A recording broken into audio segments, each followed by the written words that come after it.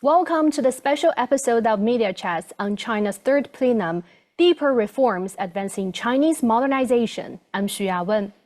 The 20th Central Committee of the Communist Party of China has released the full text of its resolution called Further Deepening Reform Comprehensively to Advance Chinese Modernization. The resolution outlines China's policy direction for the next 5 years and beyond, and is considered the most important outcome of the Third Plenary Session of the 20th CPC Central Committee. The resolution states that China is working to become a high-standard socialist market economy in all respects by 2035. It also introduces over 300 reform measures across various fields, with economic structural reform as the spearhead. What are the priorities of China's reform agenda? How will deeper reform foster the Chinese economy and modernization? And why does China's third plenum matter to global investors? For more, let's bring in our panelists. Joining us in the studio is Wang Dan, a chief economist of Hang Seng Bank China, Josef Mahoney, professor of politics and international relations at East China Normal University. Also with us on the line from Turkey is Caglar K. He's an economist and strategist. Welcome all of you to the broadcast. So Dan, let me come to you first. We know how significant of this third plenary to China and also to the world. So what's your main takeaway from the resolution, also from this plenary?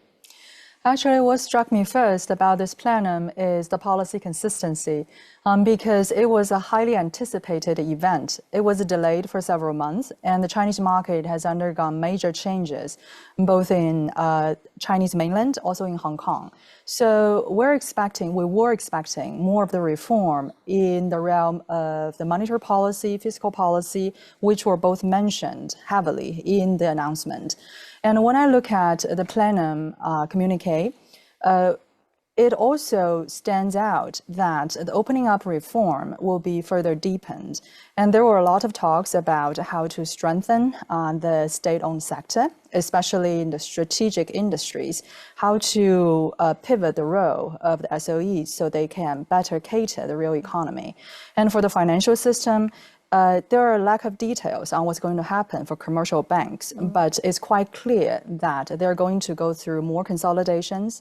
Risk containment will be the key in the years to come. Professor Mahoney, if we read through the resolution, you probably have noticed as well, words like reform, development, modernization, and opening up were commonly used. So what does that tell us about China's continued modernization as it plans for the next 5 years and beyond? Well, firstly, let me say that I think that the document represents a watershed event.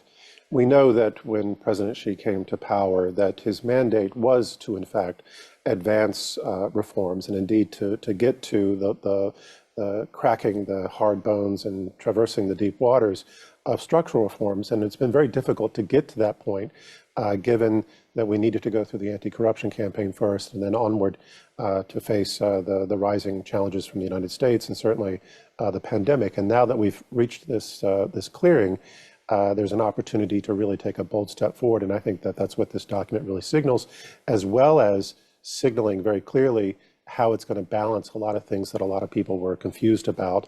You know, how would it favor this or that? But to speak very directly to your question, I think I agree with the analysis that there's this idea that in the early days of reform and opening up, the idea was that China would reform itself in order to make it possible to open up. But now we've inverted that relationship where they're going to open up more to compel more reform. So in this way, the relationship has reversed. Right? And so in this sense, we can see that reform remains paramount, and certainly that's the way the Chinese system works, but that opening up is really going to be a driving force here. Initially, China needed to improve itself so that it could open up. But on many fronts now, China is competitive. And they realize that, in order to have significant gains, for example, the way they opened up the EV industry, that really made the EV industry much stronger in China. So I think they've come to the realization that now China is able to compete on the world stage economically. And so reform and bringing this openness will drive more reform internally, and that will help China take these next steps forward. Yeah, we will also talk about the EV and Right. in the ecological conservation. Let me come to you, Caglar. The outcome of this third plenum will resonate globally as well, because China is the world's second largest economy and is believed to be playing an increasingly important role in global affairs. So what specific areas of the plenary session and the resolution interest you? The world is currently facing a range of significant challenges that underscore its fragility. So the main part of plenum is promoting high-quality economic development, I guess. So China's position includes many complex societal and economical things that this plenum includes geopolitical tensions, economic stability, climate change, and public health. So China is a major player in the global landscape, whose policies and actions have far-reaching impacts. So it's a key event to watch in the context of China's influence on the world.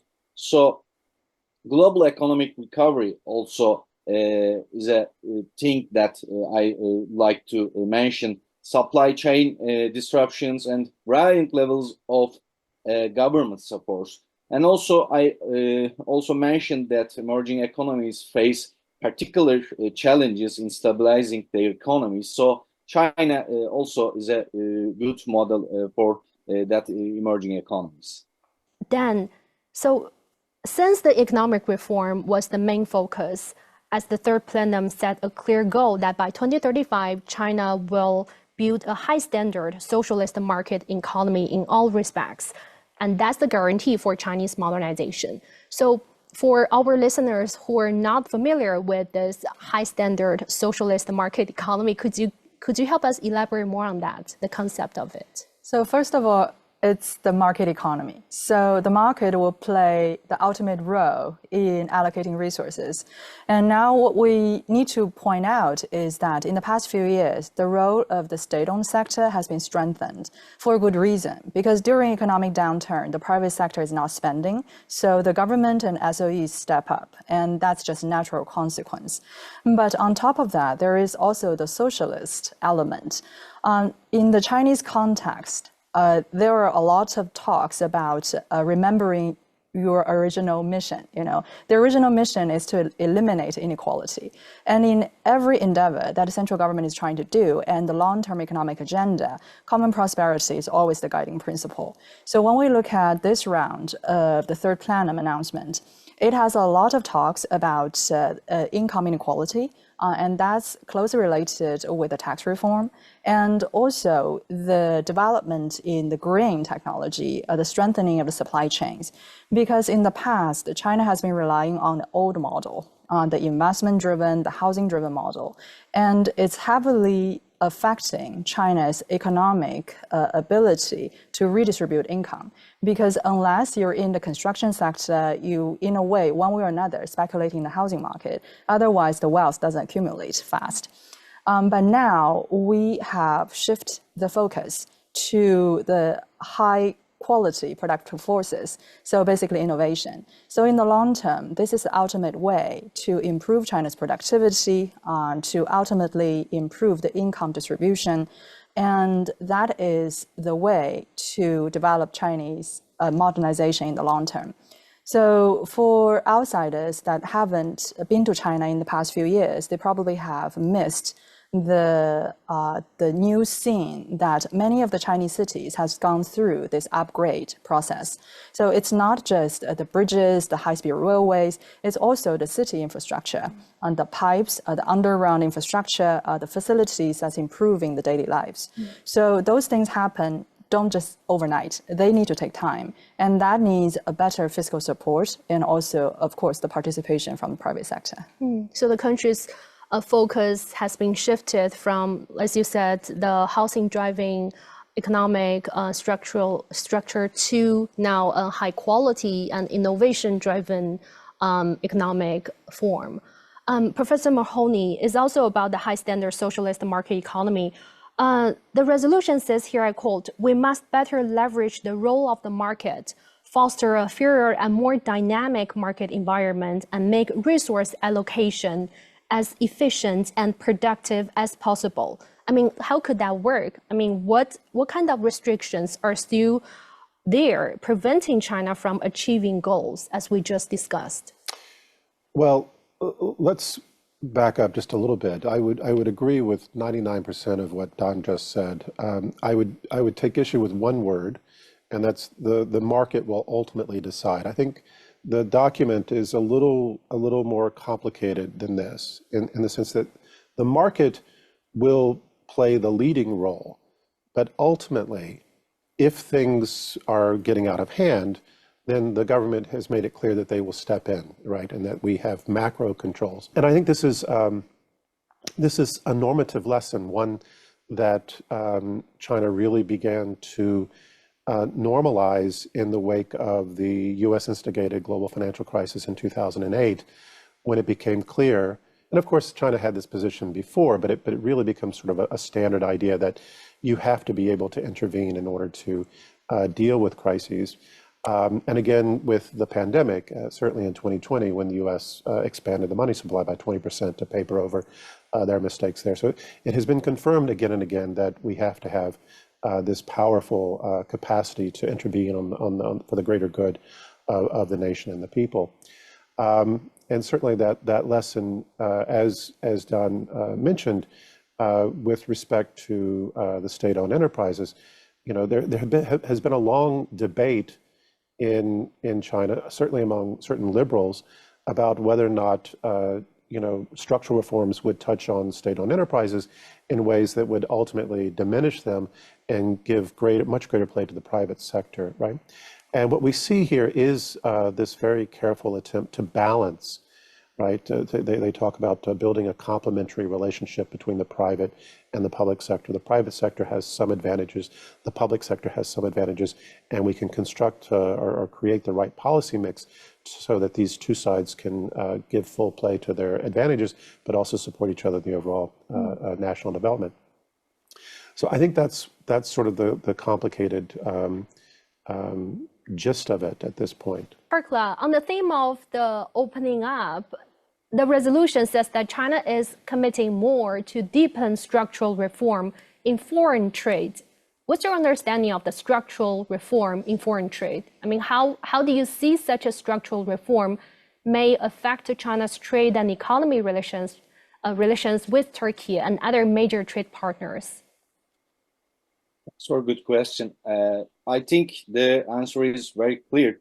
Known for its manufacturing capabilities and a vast array of consumer goods, China seeks markets for its exports and sources of raw materials. So on, China and Turkey have been expanding their trade relations, becoming significant partners in recent years.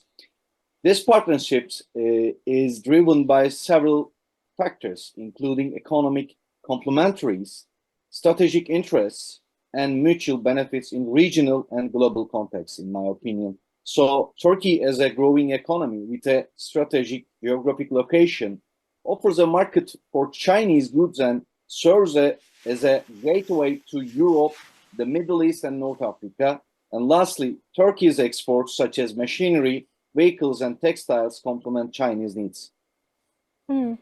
What more advantages do you think Turkey could take from the deepening structural reforms on China's foreign trade? Actually, especially after pandemic, the world is damaging from one polar or one mainstream trading alternatives for globally. So China and Turkey can collaborate all of the foreign trade lines in world and regional context, in my opinion. So the resolution says that China will advance the market-oriented reforms in monopoly sectors within industries such as energy and railways. I'm not sure about you, but it's my first time heard about the government issued a document clearly point out that they want to deepening reforms on SOEs in these two sectors. So what's your take on that? And I was a bit surprised too for those two sectors to be singled out. But from the industrial perspective, it is also not a big surprise. But when you think about the benefit they bring to the local population, to the regional economy, it's tremendous. So there has been talk about maybe we need a different management and evaluation system for infrastructure investment like this, and how those companies should operate and what other models they can follow to actually generate more profit. Some of those railways are run quite successfully. For example, the one between Shanghai and Beijing, because that's where most of the population are flowing. That's where the business activities are concentrated. But also several railways in Guangdong province, they're also doing well. And that is a combination of the malls, the local property development along with the railways. And that model was directly copied from Hong Kong. So in the future, we cannot expect the Chinese population to grow as fast as before. And the migration flow is shifting more from between provinces to the local counties to the provincial capitals. So the migration flow is becoming more regional as well. And that means when we think about the future for Chinese railways, they need major reform. And for the energy sector, interestingly, it's a different direction, because most energy sector is quite profitable. Even in this economy, it's not just the green energy industries, but also the traditional energy industries. Think about it, the coal, the oil. The more we stress about green transition, the more profitable actually the traditional energy sector would become, because they're a very important supporting facility for the new energy like solar and wind, since they're running by intervals. They cannot run day and night. The more solar power station you build, actually the more coal power station you need to set there in order to make sure that energy would flow non-stop. So the main reform direction in this sector is that it tends to become monopolistic very quickly, because there's a high entry cost. The fixed asset investment is quite high. Usually only the state-owned sector can afford the initial fixed asset investment, that amount of value. And the local government were heavily involved in a lot of those investments. And as we can see it, many of the local governments are also running out of cash. They need more tax, a broader tax base in order to support the future build-up of the energy facilities or further infrastructure investment. So reform is definitely needed, and it actually requires a much higher participation from the private industries. So you mentioned the railway sector. This is just out of my curiosity, because you said it's basically copied from the Hong Kong model. Right, the successful ones. Yeah, but based on my knowledge, the price of the subway tickets has been raised in Hong Kong. So do you think that will also be the case here in Chinese mainland? That's a highly controversial topic, because when we think about the fare, the subway ticket fare, it's actually quite low by any standard. If we compare Chinese ticket price to other emerging markets, this is quite low. Yes. And given the quality, the service quality that we're getting for this price, actually Chinese people benefit big time. But for Hong Kong, their local income on average is about 1/3 higher than Chinese cities. I'm not talking about Chinese whole citizen, but only those living in urban area. So they can afford higher ticket for the subway or daily transportations. Chinese mainland, unfortunately, I think this might be a main direction. The public services have been quite cheap and heavily subsidized by local government. But given the fiscal difficulties, at least in the short term, I can see a tendency to raise most of those prices. Not big time, maybe it's even more targeted for low-income families or the elderly, probably can still get some sort of subsidy. But the general public, I suspect that people might ultimately have to pay higher prices. See. Professor Mahoney, let's talk about the Chinese modernization, and especially its modernization of harmony between humanity and nature.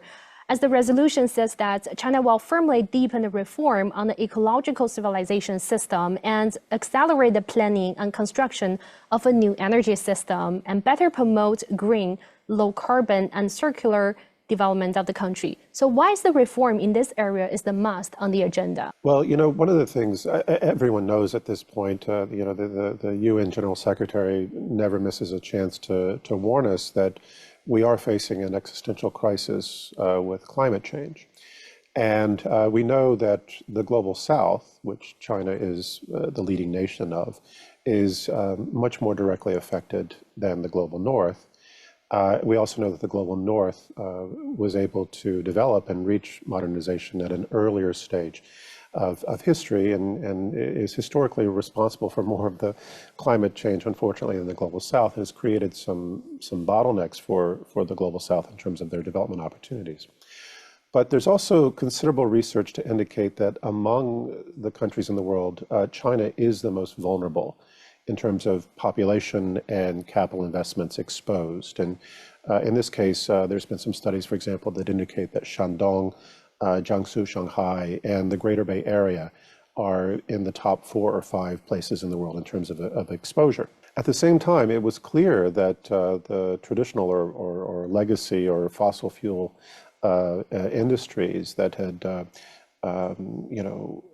had exercised considerable political clout in the West, especially in the United States, where we had the coal and oil and gas industries working in tandem with their lobbying in Congress, had long purposely crushed the emergence of green technology and innovation. Anytime there would be an innovation, they would buy it up and kill it. And Elon Musk is, he's idiosyncratic in this sense. He was able to establish a very successful company despite those pressures. And I think it's clear that China realized that there was a strategic opportunity to really become part of that green innovation because the West had not taken that responsibility, but certainly because China was, by at that point, becoming the most advanced industrial system in the world and had the capacity to do this. But also because I think it's clear to Chinese officials, and certainly since the new era, that it was imperative for China to take direct action. We've seen this tremendous turnaround in the quality of air and water in the new era.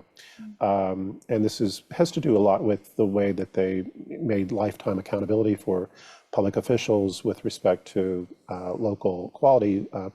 But so all of these things have come together in a way that that China has seen both opportunity, but sort of existential necessity to push forward. And because China is playing such a pivotal role now in helping the global South develop through initiatives like the Belt Road, it creates this other not only opportunity, but responsibility to advance ecological civilization. So all these things have come together. It's what the Chinese people want. It's what the world needs. It's good for business. And here we are. Well, if we're talking about the ecological civilization, a good example would be the electric vehicles that China is leading today in the world. However, we have seen that this industry, even though China is doing it very well, is doing the production, the sales, and the goal is to mitigate pollution, but the industry is facing some difficulties from the US-led Western nations that is blocking the Chinese EVs to enter their markets. So facing the difficulties, how would that affect China's approach to its goal? Well, let's be clear that by some estimates, there's somewhere around 200 EV companies now in China, and they're not all going to survive.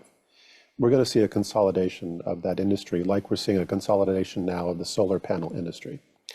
And that's going to be painful for some people, but nevertheless, we are going to have probably 3 or 4 or maybe 5 Chinese EV companies that will be major producers in the world.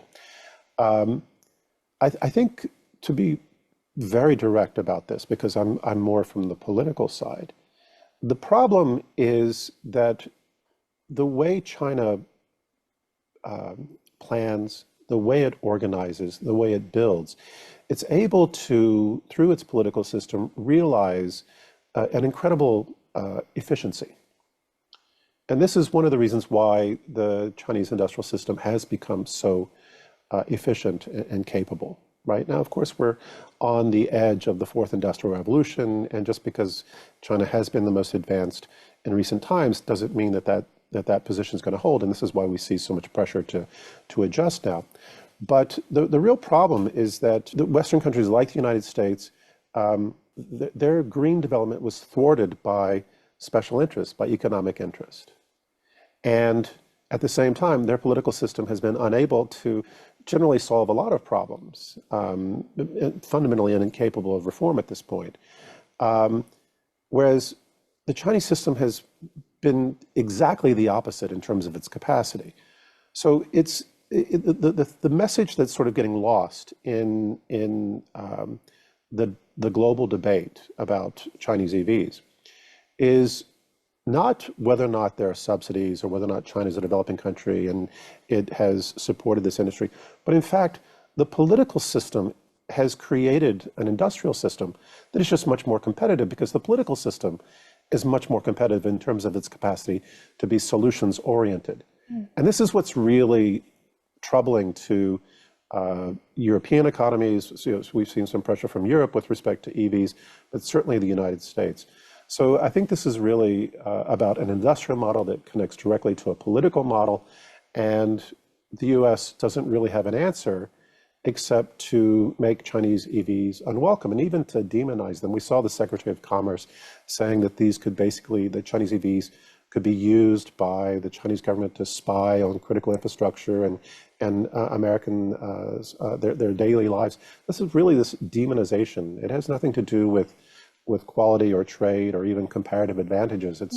It's really something much darker. Yeah, make the economic development or the become a political issue to counter the development of China, as many said. Caglar, Professor Mahoney, he just briefly touched upon the BRI. So we know in the resolution, it also mentions about China's commitment to more high-quality cooperation under the Belt and Road Initiative. So how important is the high-quality BRI cooperation to global trade, considering that today over 150 countries participate in this initiative? The BRI, China's ambitious infrastructure and economic development projects, aims to enhance global trade routes. I'm continuing with the thing that alternate. So Turkey is a critical node in this initiative, in my opinion, given its strategic location bridging Asia and Europe. Investments in infrastructures such as railways, ports, and logistics centers in Turkey facilitate smoother and more efficient trade flows between two countries, I guess. Both countries, China and Turkey, share interests in diversifying their trade partners and reducing dependency on traditional markets. For China, Turkey represents a key partner in its broader strategy to increase influence in the Eurasian region. Then, Turkey views China as a significant partner in balancing its economic relations with the West and fostering growth through increased trade and investment. Well, Dan, speaking of the measures, the resolution supports high-quality growth and ensure security. Is explicitly point out that preventing and diffusing risks in real estate, local government debt, as you just mentioned, and small and medium financial institutions will be covered. I mean, given the current market situation, what are the most pressing measures China need to take to strengthen its financial security? Well, the number one pressing issue, in my opinion, is Chinese banks. So most of Chinese banks highly exposed to the housing sector. There are about 4,000 commercial banks in total. 90% of them are smaller regional banks, which have been lending to the regional developers in the past 30 years. So in the past 3 years, we have seen this sharp downturn in the housing market. And as a result, many of those banks actually face the lack of liquidity or even a high ratio of bad loans. So that issue is more complicated because now the interest rate in China is relatively low. So those banks still need to pay relatively high rate for the deposits that households save in the bank. It's also at a historical high record. So the banks have much higher costs than before, and simultaneously they cannot find very good assets. So most of those smaller banks have concentrated their assets in treasury bonds. So they have been busily buying the government bonds, and it's not sustainable. So the government has been talking about a consolidation of a lot of those smaller banks. And since 2 years ago, we have seen the effort of building some of the larger regional banks, combining the 20 or 30 of the smaller like agricultural regional banks or even small county banks into one book.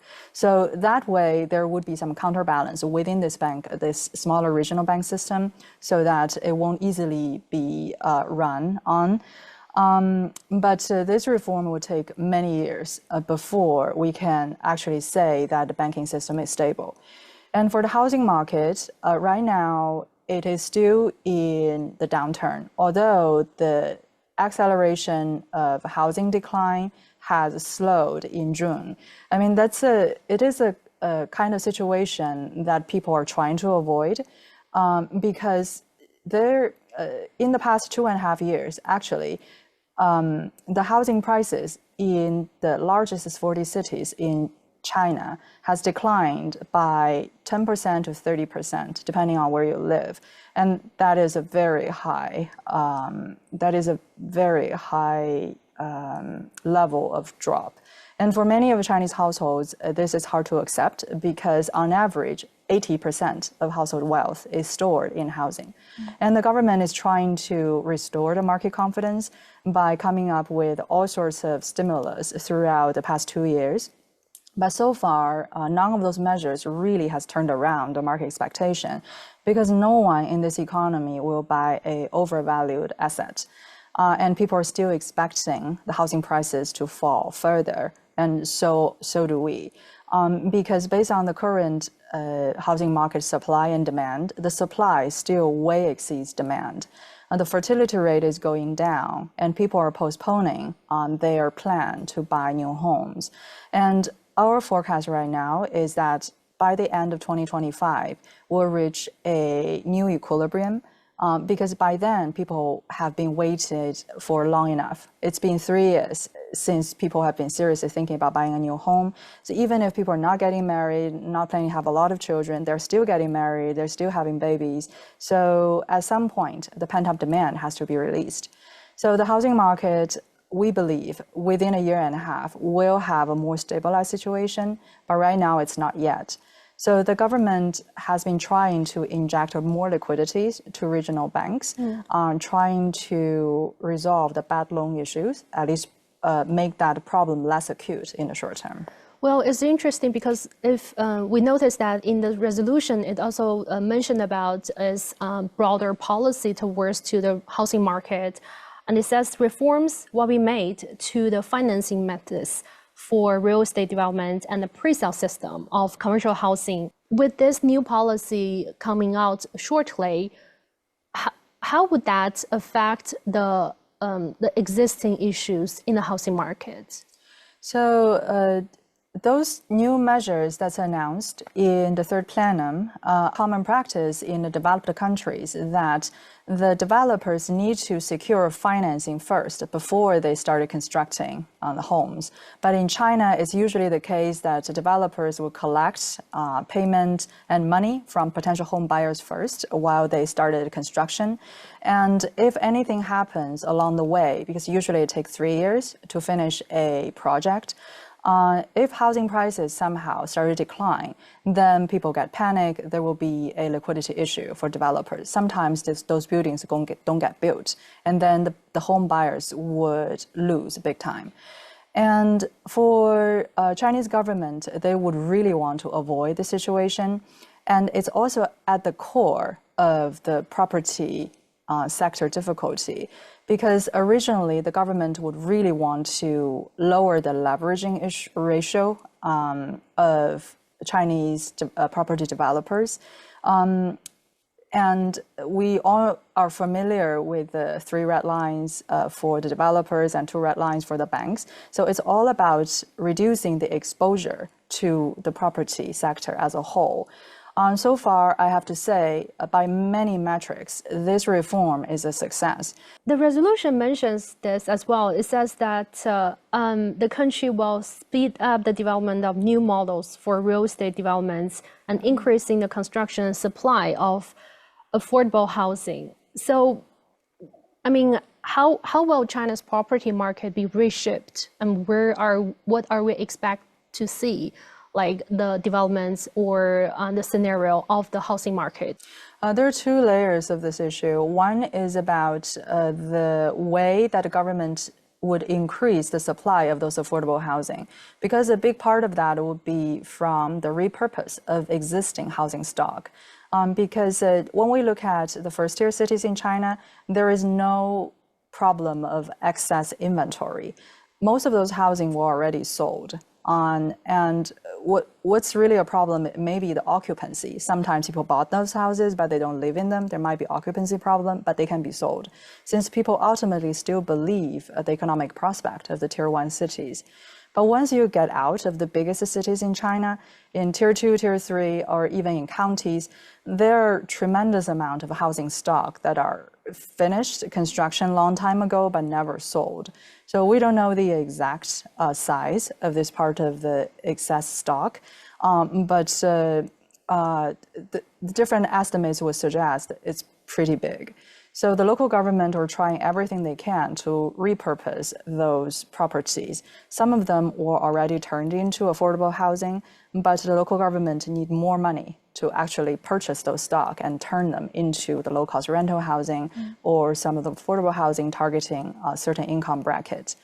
But another layer of the problem is also constructing, because the average lifespan for Chinese building, especially Chinese homes, is about 25 to 30 years. For China, the commercial housing reform happened around 1998. For most of the homes in the market, they're still in use, but you can see many of them are in this dilapidated state. So the Chinese developers are really good at building them, but not very good at maintaining them.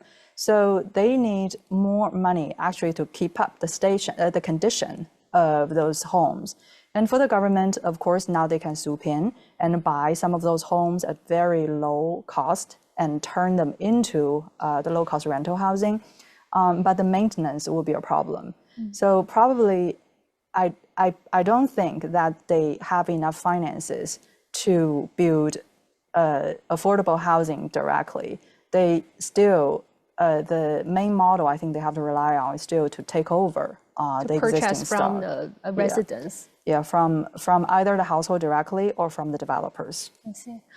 Professor Mahoney, so the plenary session indicates that driving a shift to new quality productive forces will be among China's top priorities in promoting high quality development in the long run.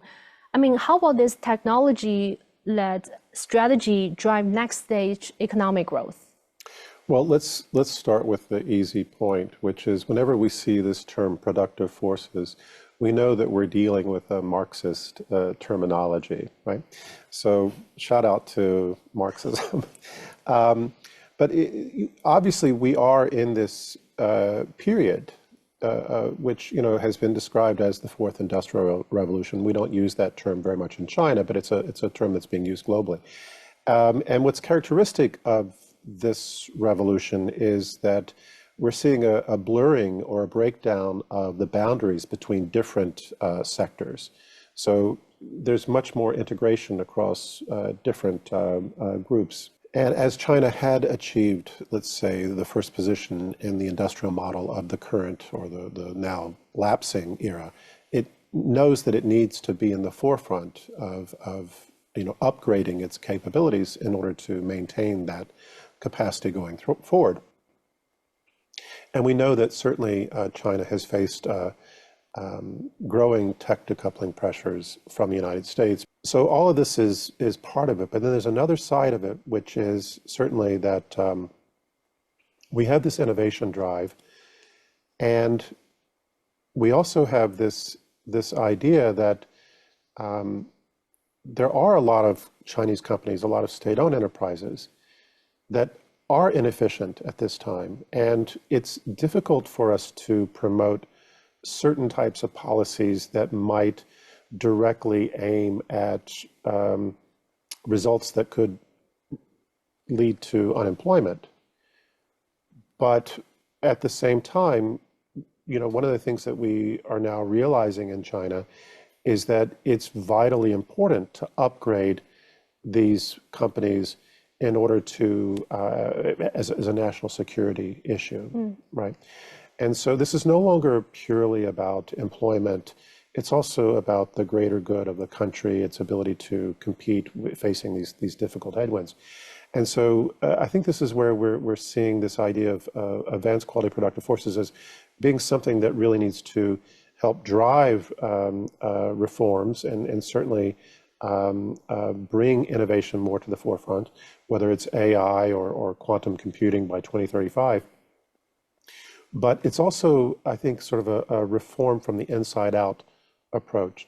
So because it's difficult for us to go in and say, okay, you need to drop this number of employees in your company. Instead, you need to adopt these processes that are going to make you more competitive because that's in the national interest. And if that produces unemployment, because when we've seen the rapid adoption of AI, say in the United States, for a while there, we were seeing numbers that indicated, and these are estimates, that the US was losing 5,000 jobs a month due to AI adoption. Well, certainly that's not something we want to see in China. But if we do see it as a consequence of this imperative to adopt these forces, then we'll see the government responding with other types of policies to support employment or unemployment issues. Or maybe they'll slow it down, right? I remember several years ago, there was one of my students was in the logistics field, and there was an indication that there had been some major innovations in logistics technology. And if that had been adopted when it was available, it would have resulted, by some estimates, in losing 70,000 jobs in that industry in Shanghai. And so what they did is they staggered it and staged it in so that it would be. So there are ways to manage this, but it's clearly now this case that if we want to continue to move forward, we have to do so. And if that leads to some consequences, fine, we'll deal with those. But let's move forward with greater efficiency and with a greater eye on moving forward in the vanguard position. Caglar, as both Professor Mahoney and Dan mentioned earlier of the show, that common prosperity is one unique feature of China's modernization. So you can see in the resolution, it says that China's reform not only covered economic aspects, but also put forward measures to ensure and improve the people's quality of life. So what are your observations on China's solution for addressing economic inequality and improving people's well-being? Well, Turkey also has a great modernization story. But if we're talking about Chinese modernization has been a driving force behind the country's remarkable economic growth over the past few decades. Chinese modernization has been characterized by rapid industrialization and urbanization, transforming the country into the world's second largest economy. China has made substantial efforts to reduce poverty, lifting hundreds of millions of people out of extreme poverty. Targeted poverty alleviation programs focus on the most disadvantaged regions and populations. Efforts to improve access to quality education and healthcare, especially in rural and underdeveloped regions, to ensure more equitable opportunities for all Chinese people. Finally, dynamic, huge population, what I mean China, equals qualified investment for all over the broad countries and investors. I have a follow-up question for you. I mean, from you're in Turkey, and how do you see the significance of China's third plenum to the global investors? Because we have been hearing about people in different fields and different backgrounds are paying a lot of attention to this plenum and also the resolution coming out of this plenary. So your take on that? There are generally huge interest in Turkey about China and US generally. And the plenum is also resonating in all over the country, especially in the economic issues and the future of the development, especially China and emerging markets. So it's a think like guidance for some emerging countries such as Turkey, in my opinion. Dan, here's another question for you. So the third plenary session also pointed out that opening up is the defining feature in Chinese modernization. So how can China stick to its state policy to, deepen this opening up in the future? The opening up in the past basically meant China would export more to the rest of the world. Actually, it has taken many different forms. Maybe more foreign investors, multinationals set up their headquarters or factories in China, but the ultimate destination still is foreign countries, either in Europe or in the US. But now the opening up has a different meaning because it's not just the China produce things and then sell it to the rest of the world, but also opening up its domestic market, trying to import more. As exemplified by the central government several times last year, Chinese domestic market is a highly valued market for global investors because of its size. It's easy to scale up. And for any type of business, especially consumer business, one way or another, you will end up in China. So the next step for the high-level opening up reform doesn't just mean that China will strengthen its supply chain and to be a better supplier for other countries, but also become a better destination for investors and for outsiders to work and live in China. And it's quite key.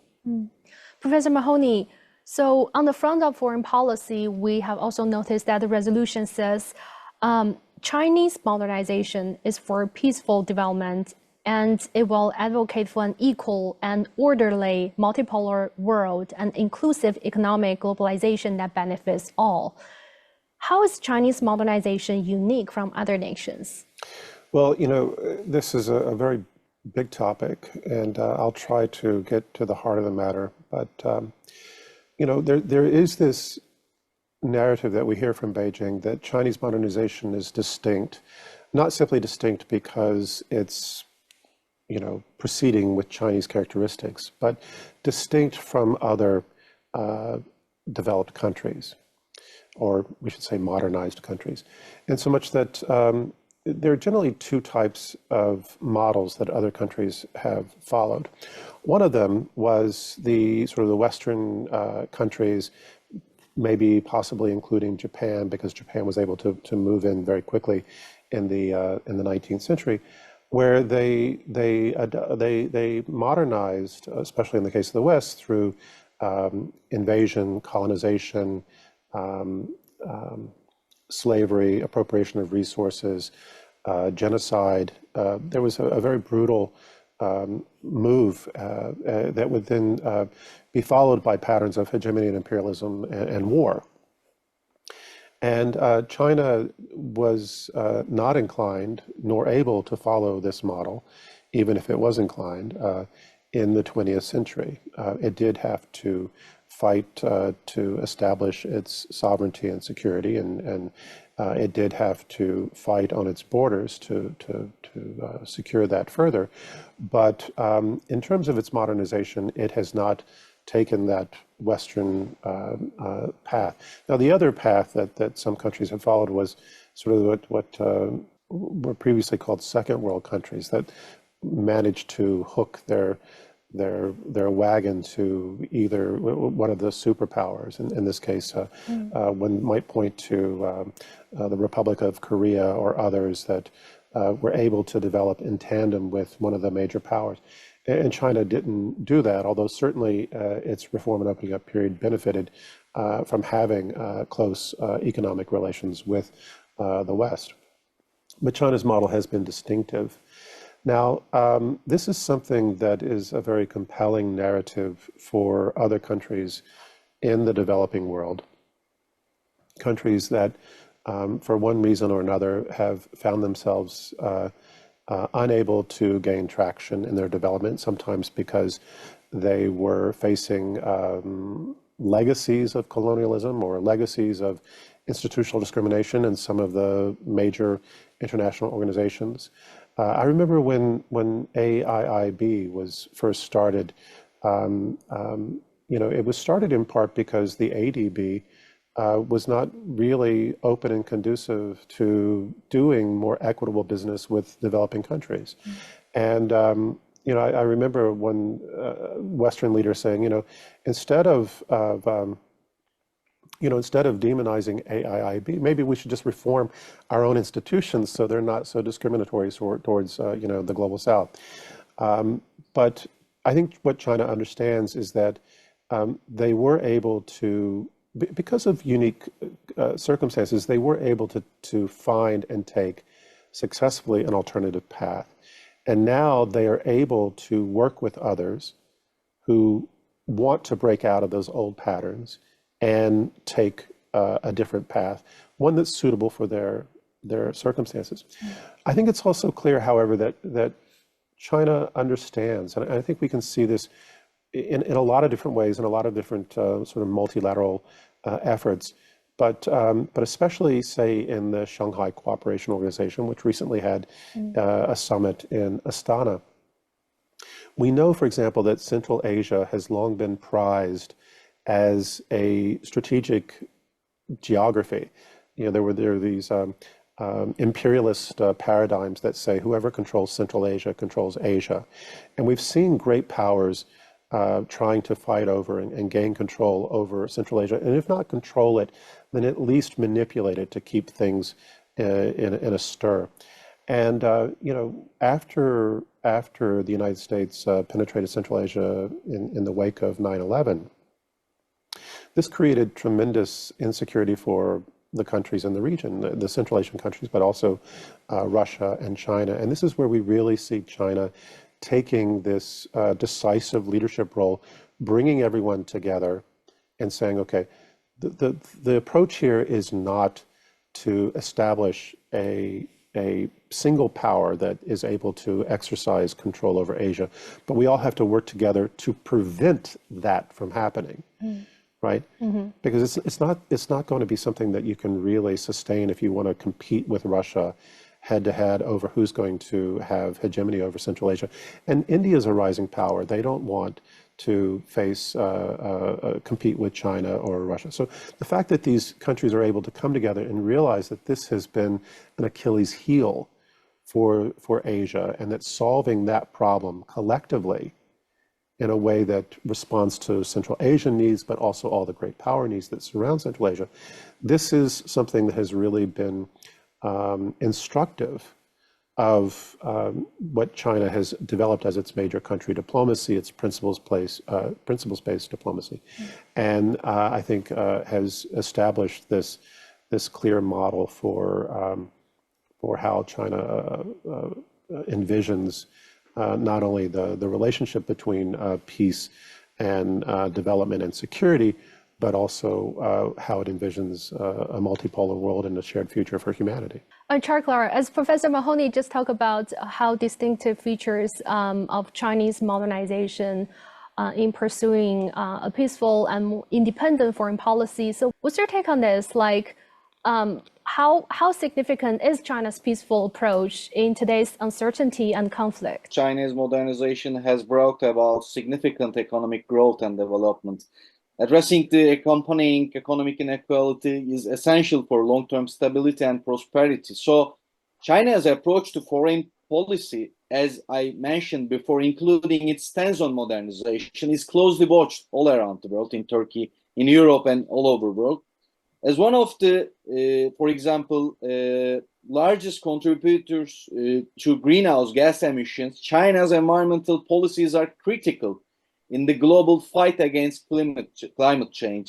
So China's position is more critical than we know to solve main subjects of the world as a key player, such subjects like climate change, peace, development, and the balance of the countries that related deeply with the inequalities in inner countries and inequality table in the world. With that, we're wrapping up this episode of Media Chats. Many thanks to our panelists, Wang Dan, a chief economist of Hang Seng Bank China, Josef Mahoney, professor of politics and international relations at East China Normal University. And also with us on the line from Turkey is Caglar K. He's an economist and strategist. I'm Xu Yawen in Beijing. Thank you so much for watching. Bye for now. This is CGTN Radio. Hear the difference.